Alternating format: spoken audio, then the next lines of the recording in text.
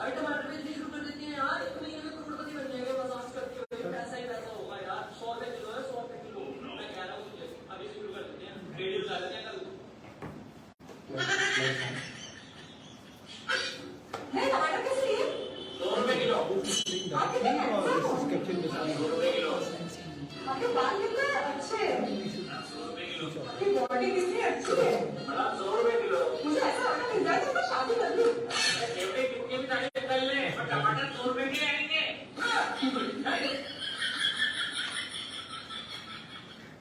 अरे इस बार तो आपके भी भाव खूब हो रहे हैं। अरे बस दुआएं ऊपर वाले की। अरे हिम्मत भैया, मैं ये कह रहा था कि जब तो 100 रुपए किलो वाले बात कर रहे हो ना, तो 15 रुपए किलो वाले बीच में नहीं बोलते। चल आ जाते कहाँ से मुंह उठा के।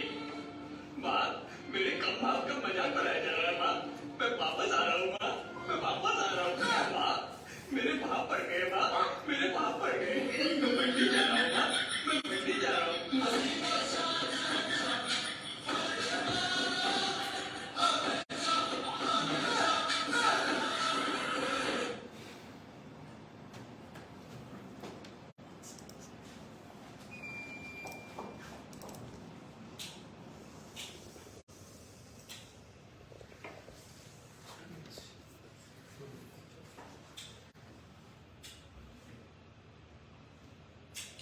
खिचड़ी हो या पिज्ज़ा, चटनी हो या बर्गर, टमाटर के बिना सब फीका लगता है। सिर्फ आम जनता को ही नहीं, मैकडॉनल्ड्स को भी टमाटर तीखा लग रहा है।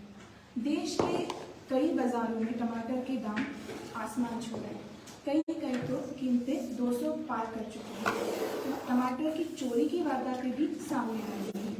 ऐसे में कीमतों की बढ़ोतरी के पीछे की वजह को जानना, समझना और इनके बारे में जानकर हमारी बहुत ज़रूरत है इन जानकारी को हासिल करना। आज के इस खास नमस्ते किसान साथियों, मैं ज्योति राय एग्री सेंटर के इस खास सेशन में मैं आप सभी का स्वागत करती हूँ। हमारे हमेशा की तरह हमारे साथ हैं सिद्धार्थ सुराना जी और राजेश सोनी जी इस पैनल में। नमस्ते सिद्धार्थ जी और राजेश जी, स्वागत है आपका इस पैनल सेशन में। जैसे कि आप सभी जानते हैं कि टमाटर और कई सारे सब्जियों के दाम बढ़ रहे हैं, तो आज का इस सेशन टमाटर पे चर्चा में हम बात करने जाएंगे कि टमाटर के और कई सब्जियों की बढ़ती कीमतों के कारण क्या है, पीछे कारण क्या है और साथ ही साथ ये किसानों के ऊपर कैसे प्रभाव कर रहे हैं। तो मेरा पहला सवाल है सिद्धार्थ जी से। सिद्धार्थ जी, पिछले एक महीने से हम देख रहे हैं कि मंडियों में कई सब्जियां, खासकर टमाटर के दाम अचानक उछल गए। तो और मतलब एक समय था जब 10 रुपए किलो टमाटर मिल रहे थे, आज वही टमाटर हमें 150 रुपए किलो मिल रहे हैं और कहीं तो उसने दूसरा शतक भी मार दिया। तो हम जानना चाहते हैं कि अचानक कीमतों में बढ़ोतरी कैसे आई और इसकी वजह क्या है। धन्यवाद ज्योति जी। तो जो आपने बताया कि एक महीने पहले टमाटर 10 रुपए किलो मिल रहा था, वही मुख्य कारण है कि आज वो दोहरा शतक पार कर चुका है या 100 रुपए से भी ऊपर सभी मंडियों में मिल रहा है, सभी बाजारों में। उसके अलावा भी कुछ कारण है, पर सबसे बड़ा इसका मूल कारण है कि आज से 2-3 महीने पहले टमाटर की कीमतें बहुत ही नीचे आ गई थी और बहुत किसानों को अपनी लागत मूल्य भी नहीं मिल रही थी। उसकी वजह से 2-3 चीजें हुई। एक तो यह है कि किसानों ने आगे की सीजन की बुआई टमाटर की नहीं की, दूसरे क्रॉप्स में चले गए और दूसरी फसलों की बुआई की। दूसरा, जब उस समय फसलें जो प्राइसेस इतनी कम थी, भाव इतने कम थे कि बहुत सारे किसानों ने उसकी तुड़ाई भी नहीं की, ओके, और उसको मंडी में लाना भी उचित नहीं समझा, क्योंकि उसका जो श्रमिक की कॉस्ट है, लेबर कॉस्ट है और मंडी में ट्रांसपोर्टेशन की कॉस्ट है, वो भी उनकी रिकवर नहीं हो रही थी। उसके अलावा 2-3 और कारण माने। एक तो खराब मौसम होना, जिसमें पहले बहुत एक गर्मी का दौर चला पूरे उत्तर भारत में और मध्य और दक्षिण भारत में, जिसकी वजह से उत्पादन कम हुआ, क्वालिटी खराब हुई और कई तरह के बीमारियों का अटैक भी हो गया। जैसे कि दक्षिण भारत में, तो आपको थोड़ा सा ये बता देता हूँ कि भारत में वैसे तो टमाटर काफी जगहों पर उगाया जाता है, लगभग हर राज्य में, पर मुख्य रूप से 3-4 एरियाज में बड़े पैमाने पर इसका व्यावसायिक उत्पादन होता है। एक तो है आपका सबसे बड़ा बेल्ट है कर्नाटक में, कोलार और बैंगलोर के आसपास का एरिया, जहाँ से पूरे भारत में टमाटर जाता है। दूसरा महाराष्ट्र, जुन्नर, नारायणगांव और नासिक, सतारा, ये इलाका। और फिर आपका उत्तर भारत है, उत्तर प्रदेश है, हिमाचल है, उत्तराखंड है, उस तरफ भी कुछ मात्रा में टमाटर होता है। और इन सभी इलाकों में अलग अलग कारणों से परिस्थितियाँ खराब हुई। दक्षिण भारत में जैसे मैंने बताया काफी ज्यादा गर्मी होने की वजह से लीफ कर्ल वायरस का काफी अटैक हुआ। उसी समय लगभग उत्तर भारत में आपका एक कुकुम्बर वायरस होता है, उसका अटैक हो गया। और उस वक्त हालांकि जब पहले का प्रोडक्शन अच्छा था तब तक लोगों को समझ में नहीं आया, और हालांकि क्वालिटी जरूर खराब हुई थी। तो पैनिक में आकर किसानों ने जो भाव मिले उसको सेल कर दिया, उसकी वजह से बाजार में बहुत गलत आ गया, यानी कि बहुत ज्यादा सप्लाई हो गई। और सिर्फ जैसे आपने बताया 10 रुपए किलो, क्योंकि 10 रुपए किलो कोई टमाटर का भाव नहीं होना चाहिए। जो उनकी लागत है कम से कम 10 रुपए किलो होती है खरीफ के सीजन में, और रबी के सीजन में और ज्यादा होती है, क्योंकि तब आपको पेस्टिसाइड्स पे ज्यादा करने पड़ते हैं, बीमारी ज्यादा आती है। तो वो लागत कम से कम 12 रुपए होती है। तो आपकी लागत का ही जब नहीं निकलेगा मूल्य, तो किसानों को अगले बार उसको लगाने में कोई इंटरेस्ट नहीं आएगा। और उसके अलावा फिर बिपरजॉय जो एक तूफान आया, उसकी वजह से काफी अतिवृष्टि हुई, उसकी वजह से नुकसान हुआ। और उसके अलावा फिर अभी मानसून लेट भी हुआ। तो ये सारे कारण देखते हुए टमाटर में ऐसा आना ही था। और एक जनरल फिनोमिना है, जनरल एक चीज है कि मानसून के टाइम में पूरे भारतवर्ष में सब्जियों के दामों में बहुत उतार चढ़ाव होता है, बहुत जनवरी चढ़ाव भी होता है, प्राइस बढ़ जाती है। उसके भी कई कारण है, उसमें बाद में आऊंगा। पर अभी टमाटर के विषय में देखा जाए तो मुख्य रूप से ये कारण है जिनकी वजह से प्राइस बहुत बढ़ गई। जी, तो जैसे सिद्धार्थ जी ने बताया कि प्रोडक्शन एक कारण है, और साथ ही साथ अतिवृष्टि हो या फिर बहुत बीमारियां हैं। तो चलिए हमारे राजेश जी के पास जानने के लिए कि राजेश जी, आखिर क्या वजह है कि उत्पादन में इतना कमी आने का, और एग्री सेंट्रल इन समस्या को सामना करने में किसानों को किस तरह मदद कर रहा है? देखिए, सिद्धार्थ जी ने ऑलरेडी बहुत सारा विषय बहुत अच्छी तरह से रखा हुआ है। इसका तो मैं अपनी तरफ से जो कुछ चीजें जोड़ना चाहूँगा, उसमें से एक है कि जो अभी जो टमाटर का प्रोडक्शन कम हुआ है, उसका मुख्य रीजन तो लीफ कर्ल वायरस है। और इसके पीछे जो कुछ कारण है वो है कम वर्षा और लेट मानसून। कम वर्षा और लेट मानसून, इसमें क्या हुआ कि ये व्हाइट फ्लाई जो होती है, सफेद मक्खी, इसके लिए बहुत ही अच्छा मौसम है ये, उसके बढ़वार के लिए। तो जब गर्म मौसम और आर्द्रता ज्यादा होती है तो व्हाइट फ्लाई बहुत ज्यादा होता है। तो वो एक प्रमुख कारण रहा। दूसरा जो कारण रहा, एक ही तरह का बीज को लगाना, एक ही तरह की किस्म का उत्पादन करना। और कुछ तो ये भी सुनने में आया है कि बहुत सारी जो वैरायटी थी वो अनुशंसित नहीं थी, जो भारत सरकार की तरफ से वो लोकल वैरायटी थी। तो ये दो प्रमुख कारण बने, और अतिवृष्टि और बिपरजॉय का इफेक्ट, ये सब चीजों का इफेक्ट ओवरऑल उत्पादन पे बहुत ज्यादा पड़ा है। और सिद्धार्थ जी ने भी एक बात कहा है कि लोगों ने थोड़ी सी शिफ्ट होने की कोशिश की है टमाटर से कुछ और क्रॉप के लिए। तो इस बार टमाटर का रकबा भी बहुत पिछले साल की तुलना में कम था। अच्छा, ये सब प्रमुख बातें हैं। अच्छा, तो धन्यवाद राजेश जी हमें ये विशेष जानकारी देने के लिए। तो हम चलते हैं सिद्धार्थ जी की तरफ। सिद्धार्थ जी, जैसे कि आप जान रहे हैं कि सब्जियों की कीमतें बढ़ रही हैं, खासकर इस अवधि में, विशिष्ट अवधि में, मानसून आपने बोला, ये ऐसा क्यों होता है? अचानक सब्जियों के दाम अचानक क्यों बढ़ जाते हैं, खासकर मानसून के? मतलब आज टमाटर है, कल प्याज होगा, तो आप हमें समझाइए कैसा? तो ये हम पिछले काफी सालों से देख रहे हैं, और साल दर साल ये चीज और बढ़ती जा रही है। इसका 3-4 मूलभूत कारण है। पिछले कुछ सालों में आप देखें तो आप देखेंगे वर्षा का जो पैटर्न है, जो पूरा ढल रहा है, वो बहुत ही इरेटिक हो गया है। काफी जगह सूखा होता है, कई जगह अचानक बारिश आती है, बारिश कम समय के लिए आए उधर बहुत ज्यादा आ जाती है, और अतिवृष्टि और वाटर लॉगिंग जिसको कहते हैं, जल भराव हो जाता है, जिसकी वजह से एक तो प्रोडक्शन में काफी सारी बाधाएं आती है। ओवरऑल खेतों में खड़ी फसलें कई बार नष्ट हो जाती है। दूसरा, उसी चीज का असर पड़ता है कि आपका ट्रांसपोर्टेशन सिस्टम चरमरा जाता है, ट्रक्स मूव नहीं कर पाते, बहुत जगह ब्रेक डाउन हो जाता है, सड़कें जाम रह जाती हैं। उसकी वजह से ट्रांसपोर्ट के समय में ही काफ़ी सारी सब्जियों का जो स्टॉक है वो खराब हो जाता है या फिर बहुत देरी से मंडियों में पहुंचता है और धीरे धीरे आता है। इन सब कारणों की वजह से मानसून के समय में जनरली लोग ये सोच सकते हैं कि बारिश आ रही है तो उत्पादन तुरंत नहीं होता है और बीच मानसून में लगभग सभी सब्जियों के भाव बढ़े जाते हैं और ये हर साल हो रहा, आगे भी ज्यादा होगा, ये ऐसा हमें मान के चलना चाहिए। उसका सबसे बड़ा कारण है जलवायु परिवर्तन। जिस तरह से जलवायु परिवर्तन हो रहा है, ये अतिवृष्टि और असमय बारिश होना और इस तरह के भूस्खलन और इस तरह की चीजें बहुत और ज्यादा होगी। इसके लिए हमें तैयार रहना चाहिए कि इस तरह के परिवर्तन और ज्यादा है। जी धन्यवाद सिद्धार्थ जी। तो जैसे कि अभी राजेश जी ने बताया कि टोमेटोस खासकर टोमेटो में हमने देखा कि लीफ कर्ल वायरस की बीमारियों के बारे में ज्यादा लीफ कर्ल बीमारी की वजह से ज्यादा प्रभाव हुआ था। तो हम जानना चाहेंगे राजेश जी से कि इस तरह की समस्याएं जैसे कि बारिश की कमी हो या फिर लीफ कर्ल वायरस हो, इनका कैसे सामना करें हमारे किसान भाई, मतलब इसके लिए क्या क्या किया जा सकता है, आगे आप निदान समझाएंगे तो अच्छा होगा। देखिए, ये टमाटो में लीफ कर्ल वायरस जो है ये वायरस के कारण होने वाली बीमारी है और सामान्यतः टमाटर में 3 तरह के वायरस आते हैं। एक तो लीफ कर्ल वायरस है जिसमें पत्तियां पूरी तरह मर जाती हैं।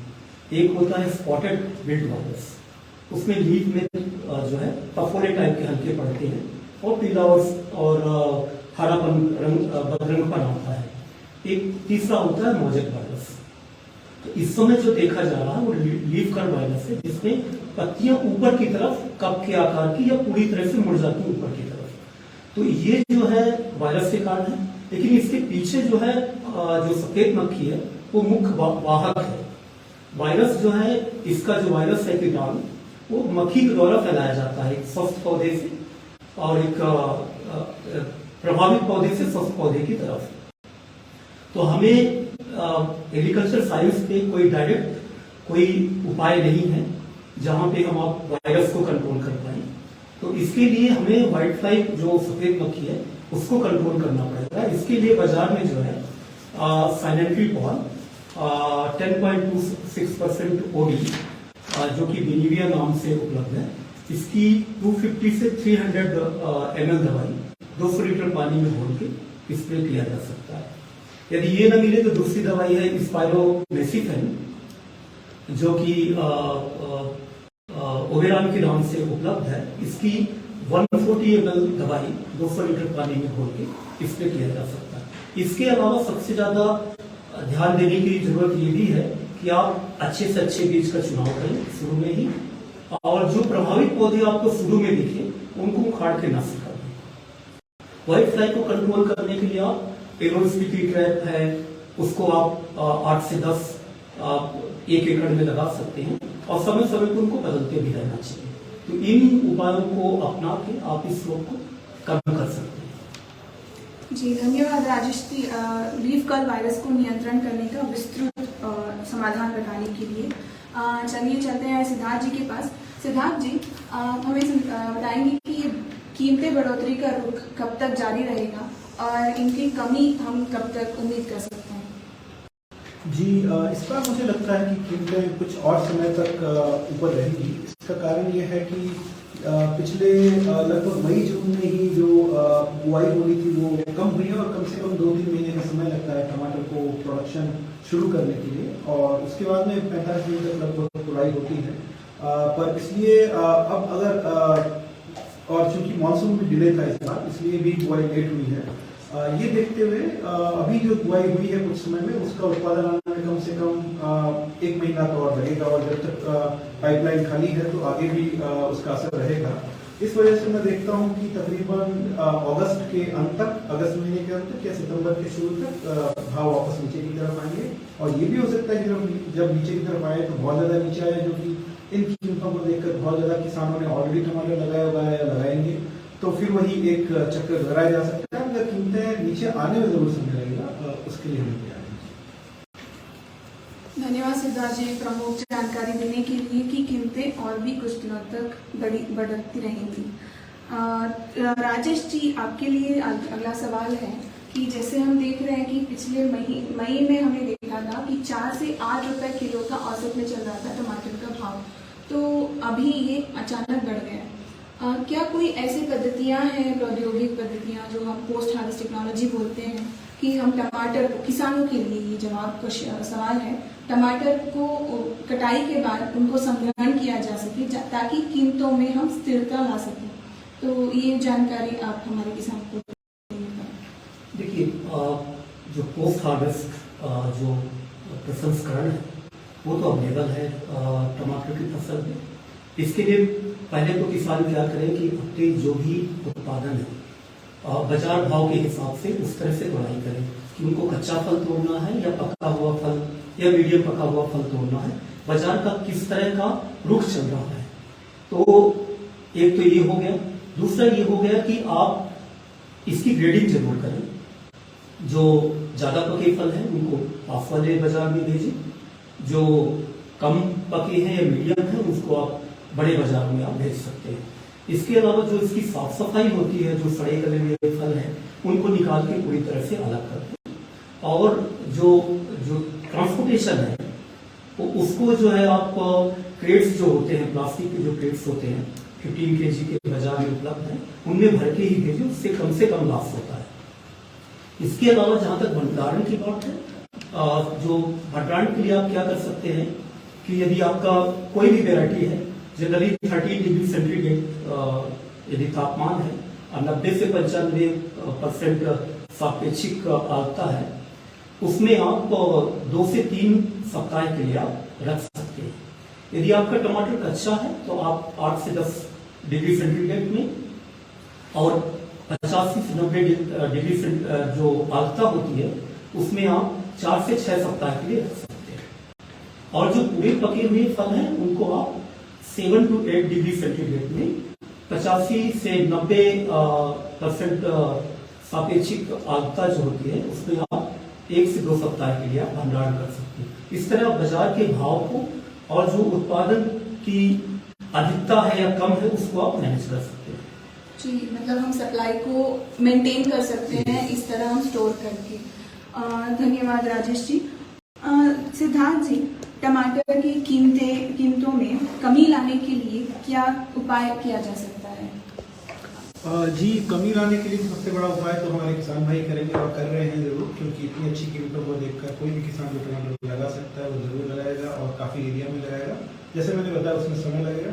उसके अलावा कंज्यूमर जो हम लोग हैं वो भी कर सकते हैं एक काम। जैसे हम लोगों ने पर्सनली बताऊँ तो हमारे टमाटर का हमारे घर में उपयोग ना के बराबर कर दिया है।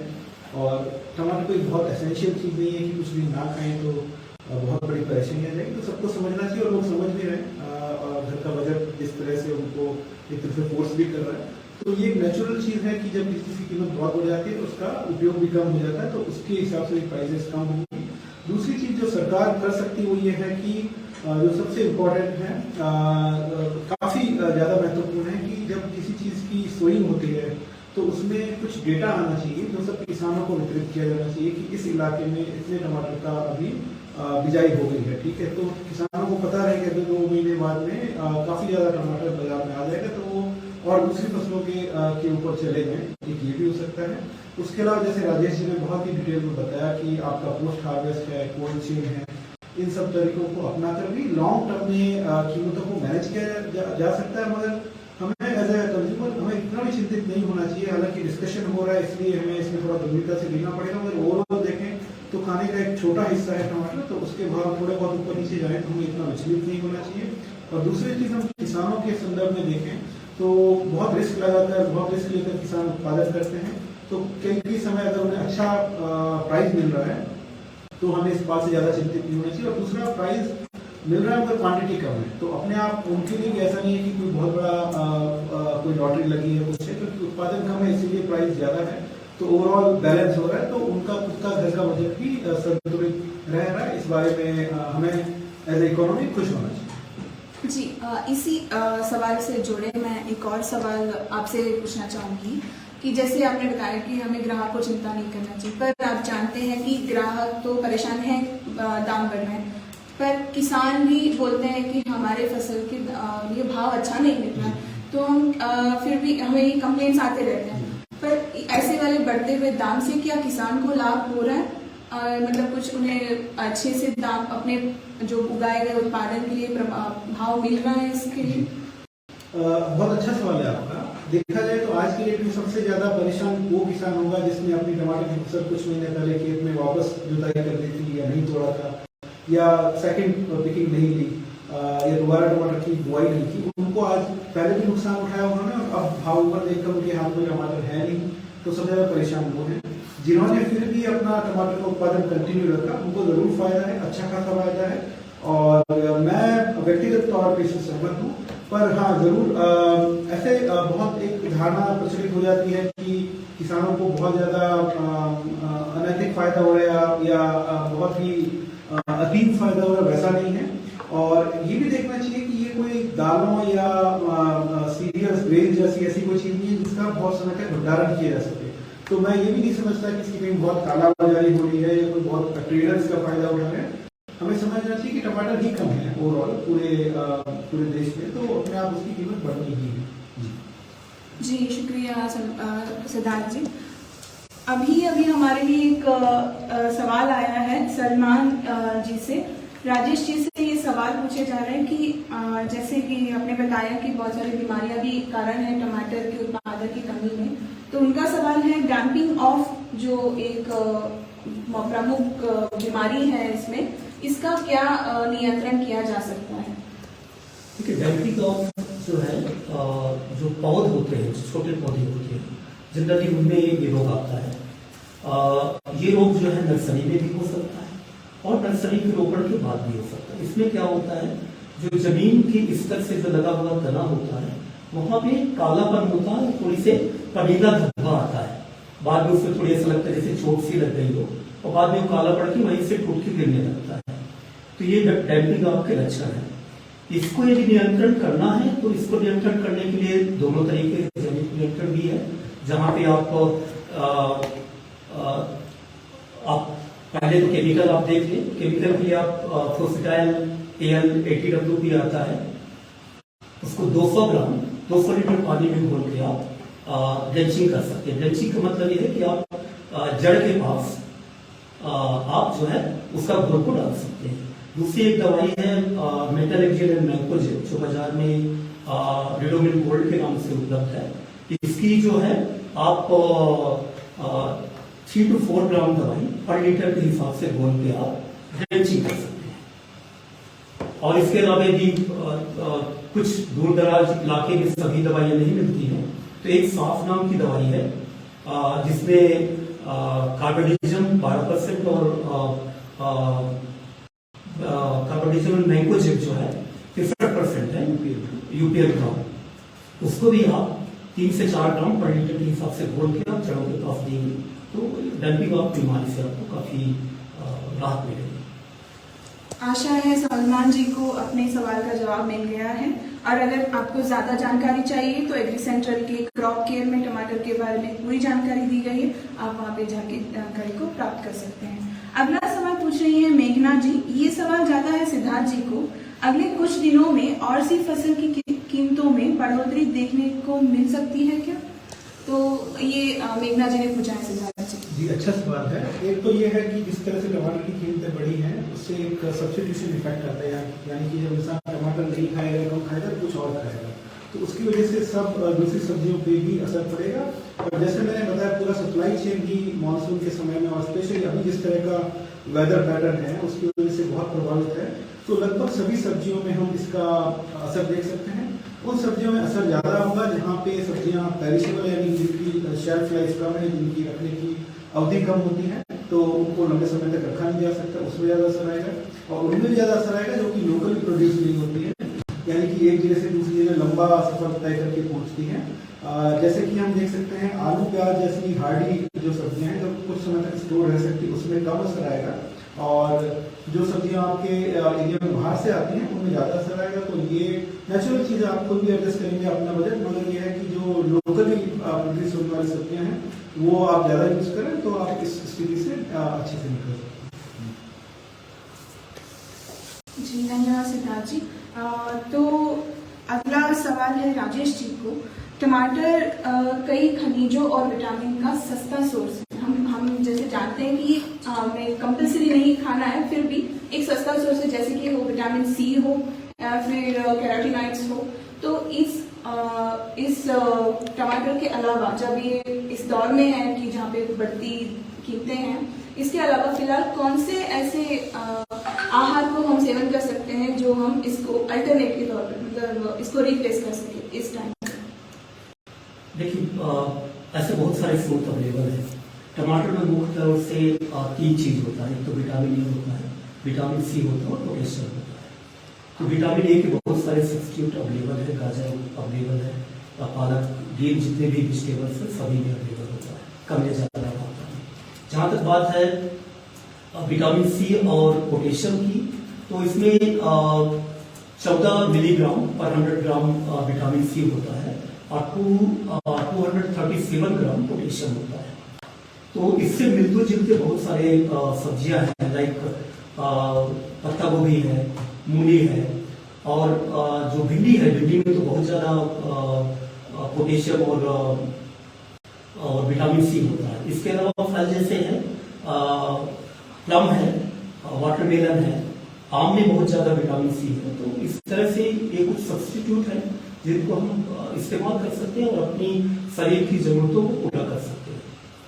और यदि एक एसिडिक सब्स्टिट्यूट या खट्टापन के सब्स्टिट्यूट के बारे में देखें तो टैमरिंड है, नींबू है और इस समय अभी भी कच्चा आम बाजार में मिलेगा, उसको इस्तेमाल कर सकते हैं। जी, शुक्रिया राजेश जी। तो अभी मिल रहा है कि सिद्धार्थ जी को मेघना जी ने शुक्रिया कहा है अपने सवाल के जवाब मिलने से। अगला सवाल पूछ रहे हैं ईश्वर पारिक जी। टमाटर की फसल को उचित दाम कैसे मिलेगा और वर्तमान बाजार भाव कहाँ देख सकते हैं? मैं ज्योतिषी होता तो जरूर बता देता, हालांकि ज्योतिषी भी कोई सही नहीं बता सकते, मगर ये मेरा बिल्कुल विषय नहीं कहाँ रह सकते हैं एग्जैक्टली। बट जैसा कि मैंने बताया, सारे फैक्टर्स को देखते हुए कि भाव ऊपर रह सकते हैं और ऊपर भी जा सकते हैं। और दूसरा क्या था उनका, उचित वर्तमान बाजार भाव कहाँ देख सकते हैं? हाँ, तो उसका तो मैंने जवाब दे दिया कि जनरली ये हमारे मानना कि भाव ऊपर रहेगा और ऊपर जा सकता है। और शायद उन्होंने पूछा कि उचित कीमतें कैसे प्राप्त कर सकते हैं। हाँ, उचित दाम कैसे मिलेगा? हाँ, ये एक अकेले किसान के हाथ की बात नहीं, क्योंकि एक किसान है, कोई भी एक सप्लायर किसी भी बड़ी इकोनॉमी में और जो कि कॉम्पिटिटिव है, large number of producers, large number of consumers, तो उसमें बहुत कॉम्पिटिटिव होता है। तो किसान को माल उसी रेट पे बेचना पड़ेगा जो मंडी में उसे मिलेगा, राइट। इसका सॉल्यूशन लॉन्ग टर्म में यही है कि सरकार कुछ ऐसा ऐसी व्यवस्था करे कि इसमें आंकड़े मिले, लोगों को पता रहे कि कहाँ कितनी डिमांड है, कितनी सप्लाई है और आगे जाकर अगले 2-3 महीने में कितनी सप्लाई आ सकती है, उसका अगर कुछ जानकारी मिले किसानों को, तो वो अपना एक क्रिटिकल रिसोर्स है जो कि उनकी लैंड, वो अच्छे से एलोकेट कर पाएंगे। एक अर्थशास्त्र का सिद्धांत है कि रिसोर्स एलोकेशन, और उसमें अगर इस तरह, ये मेरा एक बहुत ही पर्सनली पसंदीदा विषय है कि किसानों को फॉरवर्ड लुकिंग, आगे जाके दूरदर्शी जानकारी कैसे मिले, उससे सबसे ज्यादा फायदा होगा। बाकी चीजें टेम्परेरी कुछ हो सके, जैसे अभी सरकार राहत के तौर पर कुछ खरीदारी करके बांट भी रही है, पर उसे लॉन्ग टर्म सोल्यूशन नहीं है।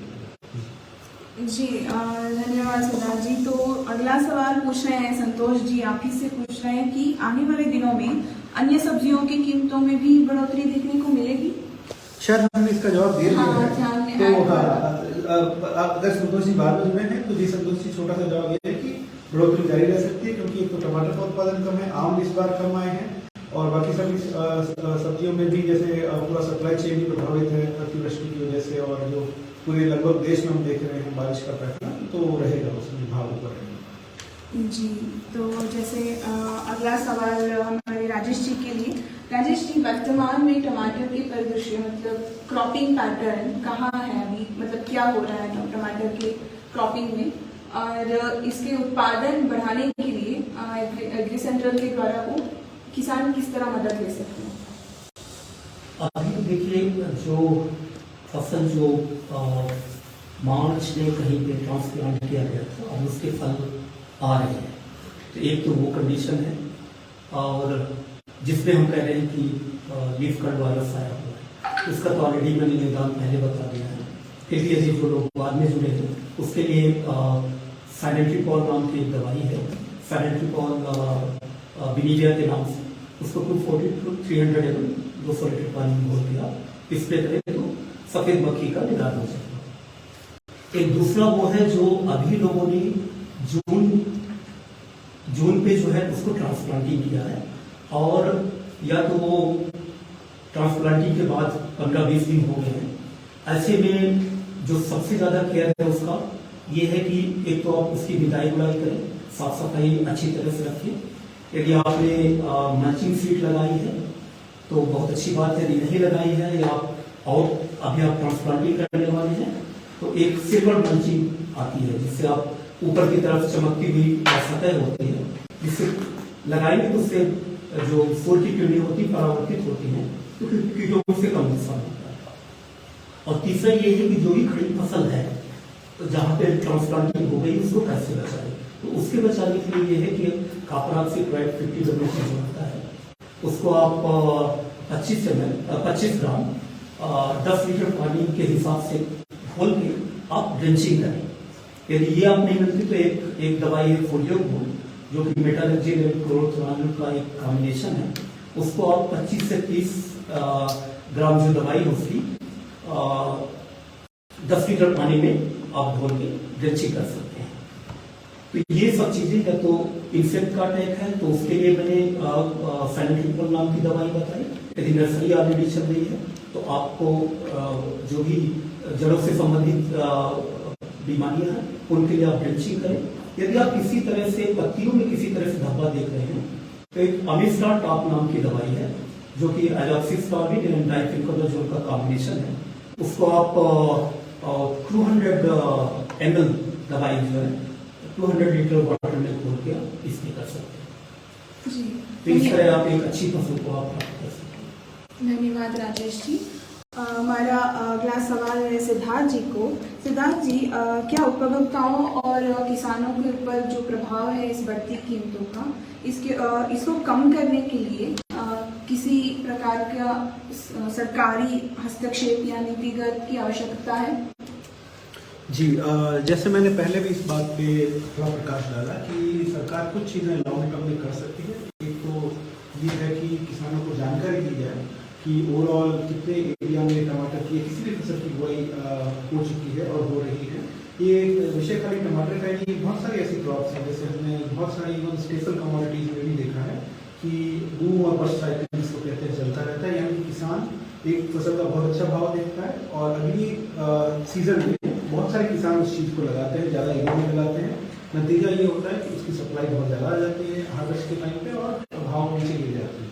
ठीक है, तो ये सूचना देना और एडवाइजरी देना बहुत बड़ा कदम होगा।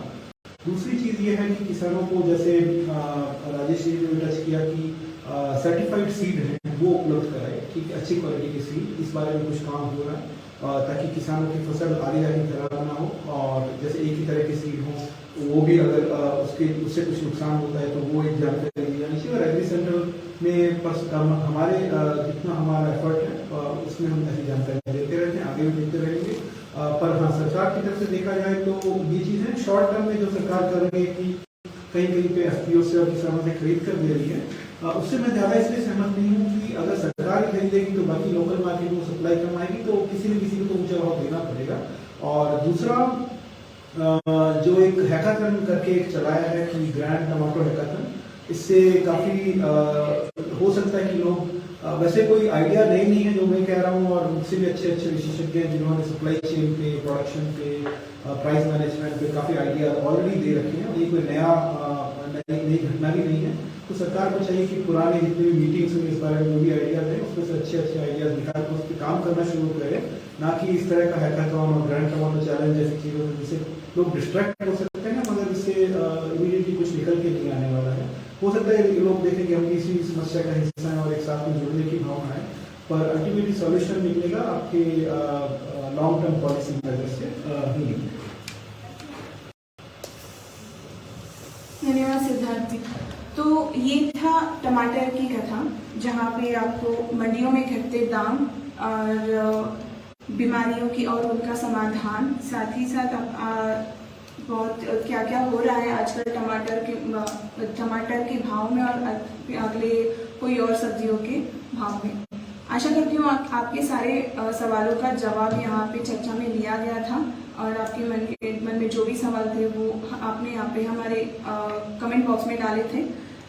तो इस सेशन में भाग लेने के लिए और अब हमारे साथ जुड़े रहने के लिए सिद्धार्थ जी और राजेश जी को मैं धन्यवाद कहना चाहती हूँ। धन्यवाद सिद्धार्थ जी और राजेश जी अपना समय देने के लिए हमारे किसानों को सारे सवाल जो भी किसान भाई और इन जनरल भी जो हमारे लोग देख रहे हैं, किसान हैं या ना हैं, उनका बहुत बहुत धन्यवाद अपना समय निकालेंगे। और मैं आशा करता हूँ कि हम इस तरह के लाइव प्रोग्राम करते रहते हैं और जिनमें हम काफ़ी तैयारी करते हैं, हमारी टीम काफ़ी तैयारी करती है और काफ़ी सवाल आपके पहले से आते हैं, काफ़ी ऑनलाइन भी आते हैं।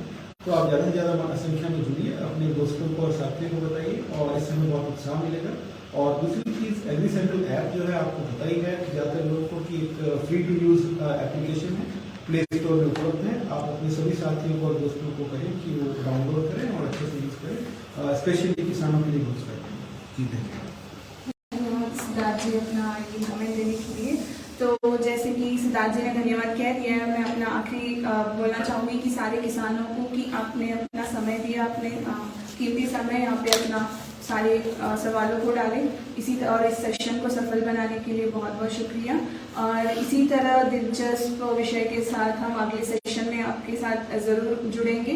तब तक के लिए अलविदा, धन्यवाद।